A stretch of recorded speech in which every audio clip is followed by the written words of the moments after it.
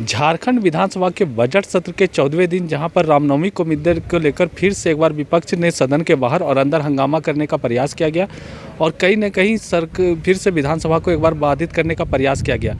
विपक्ष की मांग थी कि जिस तरह से नियोजन नीति और अन्य मुद्दों को लेकर सरकार पहले ही जवाब नहीं दे रही है, वही रामनवमी को लेकर जहां डीजे को बंद किया गया है उसको लेकर भी विपक्ष परेशान है। और क्या कुछ कहा दोनों पक्ष के विधायकों ने, आइए आपको सुनाते हैं। पहला तो ये प्रॉपर्टी बनी हुई है यहाँ पर जवाब गलत देने का। तो मैंने सरकार से यही जानना चाहा कि सरकार जब ये गठन हुई, गठन से पहले यहाँ के बेरोज़गार नौजवानों के लिए बहुत सारे संकल्प को दोहराए गए थे, लेकिन हम पहले भी बोले हैं कि इनका संकल्प कभी भी इनके गवर्नमेंट के प्रस्ताव पे प्रतिलक्षित नहीं होता है। बावजूद इसके इनका 2020-21 का बजट पत्र जो इन्होंने भाषण पढ़ा, उसमें इन्होंने अपना प्रस्ताव रखा था कि पूरे वित्तीय वर्ष के अंदर में राज्य में जो ग्रेजुएट पोस्ट ग्रेजुएट छात्र हैं, पास आउट जो हैं पिछले 3 साल तक, उनको हम 5,000-7,000 रुपया मासिक नहीं कहा था, वार्षिक कहा था, वार्षिक हम दे देंगे। क्योंकि पहले ये वार्षिक घोषणा करते हैं चुनाव से पहले, बाद में जब सरकारी कागज़ में आते हैं तो ये मासिक छोड़ के वार्षिक में परिणत हो जाता है। लेकिन मैंने इतने जानना चाहा कि आपने अगर ये घोषणा किया 20-21 के लिए, 21-22 के लिए भी और 22-23 के लिए भी, पूरे 3 साल के वित्तीय पूरे वर्ष में आपने ऐसे बेरोजगारों के लिए जो आपने अलग अलग योजनाओं का नाम तो दे दिया, लेकिन एक भी योजना से एक भी सहायता राशि किसी छात्र किसी नौजवान को मिला है क्या? तो उसका जवाब आपने देखा कि निरुत्तर हो गई सरकार और कही कि हम लोग नहीं कर पाए, लेकिन आने वाले साल में करेंगे। तो मैं ऐसे नहीं कहता। ये सरकार युवाओं की भावना से खेल रही है। इनका यूथ को लेकर, यहाँ के नियोजन को लेकर, वो बच्चे अच्छे पढ़ाई कर पाए, अच्छी अच्छा प्रशिक्षण इनको मिले, इनको लेकर कोई प्लान नहीं है। और अंत में हस्तक्षेप करते हुए अध्यक्ष जी को बोलना पड़ा, ठीक है, आपके प्रश्न के बाद से शायद सरकार शुरू करे। यही है इनका, यही गैर जवाबदेह सरकार का अंतर है। मंत्री सत्यानंद भोक्ता ने कहा है कि 2 साल कोरोना में निकल गए, ये जो 2023 होगा वो नियुक्तियों का वर्ष होगा और अप्रैल महीने से सभी विज्ञापन जो है वो अलग अलग। आपने पिछले साल ही माननीय मुख्यमंत्री जी को सुना था, उन्होंने पूरा कहा था कि नियुक्ति का वर्ष होगा। ये 21 को ही नियुक्ति का वर्ष बना रहे थे, ये 22 बीत गया, हम 23 में प्रवेश गए और 24 का बजट पढ़ रहे हैं। सर, हजारीबाग वाला जो एक मामला है सदन में जिसकी गूंज भी सुनाई पड़ी, सरकार को कोई भी मामला सामूहिक रूप से विपक्ष द्वारा उठाया जाता है तो एक जवाबदेही के साथ इसका जवाब देना चाहिए, मैं यही मानता हूँ।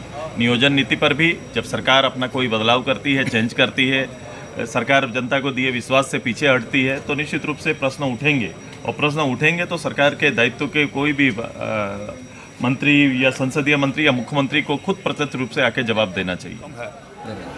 तो हमारे ओबीसी की आबादी के आधार पर 27% आरक्षण बिल्कुल नहीं मिलना चाहिए, तभी नौकरियों में बहाली हो।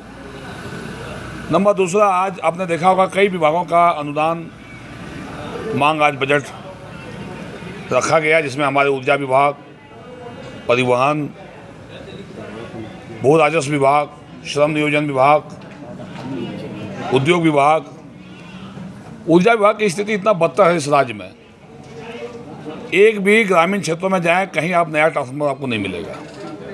न विभाग के पास तार है, न पोल है, न बिजली का ट्रांसफार्मर का तेल है, पूरे हाहाकार मचा हुआ है। ऊपर से बिजली बिल तो माफ़ किया नहीं सरकार ने, लगातार गरीबों के ऊपर, किसानों के ऊपर इस सुखाड़ के मौसम में भी लगातार जो है FIR दर्ज किए जा रहे हैं, बिजली बिल वसूली की जा रही है।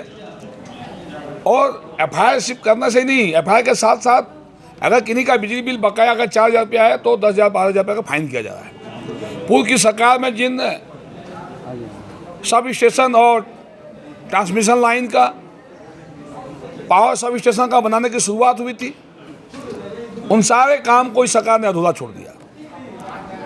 पब्लिक प्राइवेट पार्टनरशिप पर कई पावर ग्रिड बनाने का निर्णय पूर्व की सरकार ने लिया था, जिसमें हमारे विधानसभा क्षेत्र के पालाजोरी में भी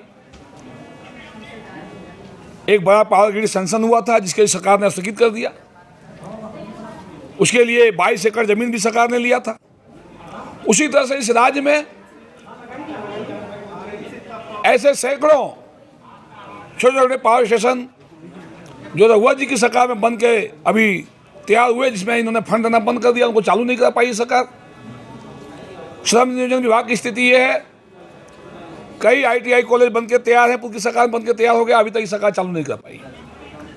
भू राजस्व विभाग की स्थिति ये है, आज जाके देखें ग्रामीण क्षेत्रों में और शहरों में ऐसे ऐसे जगह पे अंचलाधिकारी का पोस्टिंग कर दिया गया है जो जमीन का नेचर ही चेंज कर दे रहा है। और जमीन का नेचर चेंज करके और यहाँ के खतियानधारी झारखंडियों का जमीन को भूमाफियाओं से मिलकर जो है करोड़ों करोड़ अरबों का सौदा के बेचने का काम किया जा रहा है सरकार के माध्यम से। तो कहीं ना कहीं आज इस सरकार में कोई सुरक्षित नहीं है, युवाओं को रोजगार नहीं मिल पा रही है। मुख्यमंत्री जी जवाब देने से सदन में भाग रहे हैं।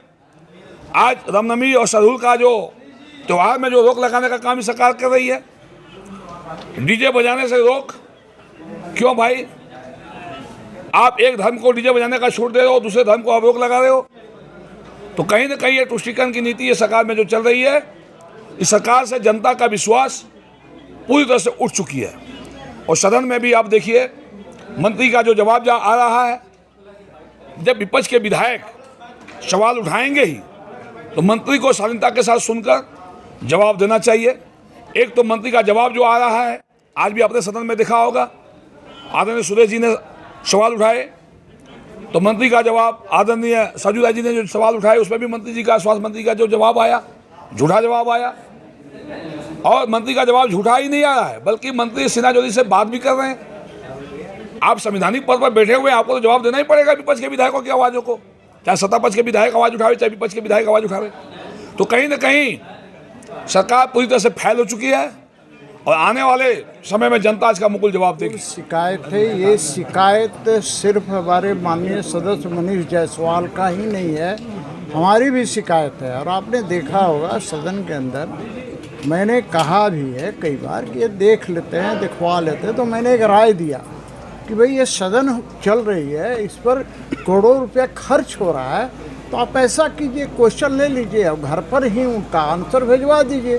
फिर यह बहस का बिंदु कहाँ है? अभी आपने देखा होगा नीलकंठ सिंह मुंडा ने प्रश्न कर रहे हैं, एक बार भी मंत्री ने जवाब नहीं दिया कि रेलवे लाइन का विस्तारीकरण कितना किलोमीटर है, वहाँ पर कितने खान हैं और खान वैध ढंग से चल रहे हैं कि अवैध ढंग से चल रहे हैं। बस वही हाथी जंगल ऐसा वैसा।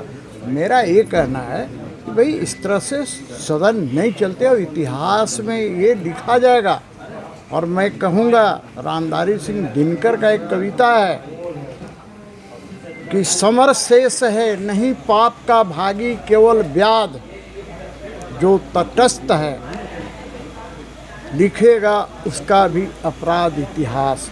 तो मैं यही कहना चाहूँगा अंत में, इस बात पर इन्होंने देखा फाड़ा है, इसके अंदर जय श्री राम निकल रहा है, तो मैं यही कहूँगा, कहीं पर नीला कहीं पर पीला, कहीं पर झंडे का रंग लाल है, देखते हैं कौन इस महावीरी झंडे को रोकने वाला माई का लाल है। धन्यवाद। विधायक जी क्यों होती है? अब बीजेपी में तो बीजेपी कहती है कि जब हम आए थे तो कोई दंगा नहीं हुआ और धुन भी बजा। देखिए, भारतीय जनता पार्टी ने सबसे ज़्यादा दंगे कराए, बोलना और कहना और आंकड़े बताते हैं। मॉब लिंचिंग किसकी देन है? झारखंड शमशार हुआ, बेगुनाह लोग मारे गए, किसने मरवाया? ये भाजपा के लोगों ने मरवाया। ठीक है, हमारे युवा लोग ने इनके बहकावे में आके गलत कदम उठा लिया, आज जेल में है, आज सड़ रहे हैं। किनकी देन है? ये भाजपा की देन है। हथियारों को माला किसने बनाया?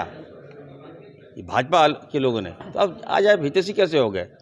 रामनवमी में रघुवर दास के समय में मैं कहना चाहता हूँ, जब रघुवर दास जी सीएम थे तो ये मनीष जायसवाल जो हमारे भाई हैं, छोटे भाई हैं, उन्होंने रूट को डाइवर्ट कर दिया। रूट डाइवर्ट हुआ, दंगे हो गए, कई युवा मारे गए, हमारे अल्पसंख्यक हमारा मारा गया। इतिहास गवाह मैं दे दूंगा आपको, हमारे हिंदू भाई भी मारे गए। आज तक वो मुकदमा लड़ रहा है, कोई इंसाफ नहीं मिला। तो मैं मनीष जायसवाल को कहूँगा, भड़काइए नहीं, ठीक है, राज को बदनाम मत कीजिए। यहाँ रामनवमी है, हम लोग मनाएंगे रामनवमी, आइए वेलकम कीजिए ना, हम लोग को बुलाइए रामनवमी में। आप क्या कह रहे हैं डीजे बजाएंगे?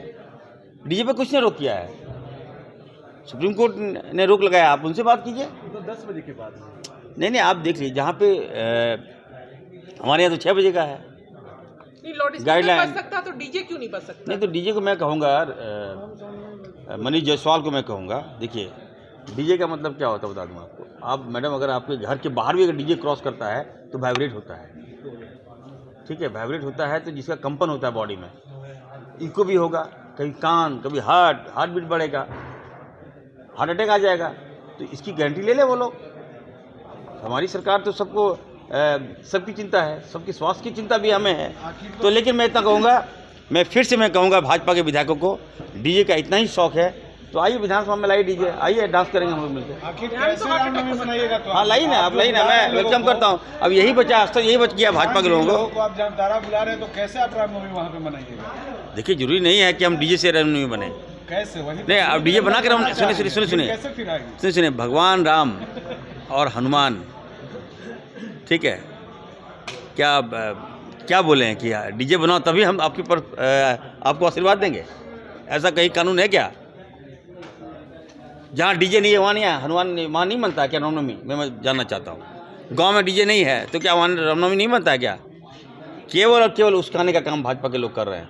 मैं फिर से कहना चुनौती देता हूँ, भाजपा के तमाम लोगों से कहना चाहता हूँ, आइए मेरा जामताड़ा। आपकी नज़र में क्या ध्वजा जो निकलती है वो शांति तरीके से निकले बगैर में? क्या ध्वजा जो निकलती है वो शांति तरीके से निकले बगैर डीजे? देखिए ना डीजे ना, जब कोर्ट का गाइडलाइन है, मुहर्रम में भी नहीं बजे। मैं ये चाहता हूँ किसी को आपत्ति नहीं होना चाहिए। इरफान जी क्लियर कुछ नहीं कर रहे हैं। क्या ध्वजा जो निकलती है उसमें बगैर डीजे ही बजे? अजान डीजे नहीं है मैडम, डीजे थोड़ा होता है, जो बजता है स्पीकर थोड़ा। अब भजन नहीं गाएगा लोग क्या? तो फिर भजन में भी तो लोग वही करने हाँ, सुदेश जी कल बोले ये बात। अच्छा, तो सुदेश जी को जरा ये पूछिए कि जब बाबूलाल जी मुख्यमंत्री थे और सुदेश जी उस समय उस सरकार के दूसरे नंबर के ओहदेदार थे, तो उस समय 27% ओबीसी आरक्षण को 13% कैसे किया गया? वो क्या कर रहे थे उस समय? सुदेश महतो जी के कार्यकाल में ही पिछड़े लोगों के साथ अत्याचार हुआ, अन्याय हुआ, और वो उस समय मुखदर्शक मौनी बाबा क्यों बने थे? जब मंजिल करीब थी तो पांव फिसल गया। अब जब मंजिल दूर है तो ये हाय तौबा कर रहे हैं, ये झूठा दिखावा कर रहे हैं। और ये भाजपा सरकार ने ही पिछड़े कमजोर वर्गों का 27% ओबीसी आरक्षण छीना है। ये भाजपा के बाबूलाल जी और सुदेश महतो से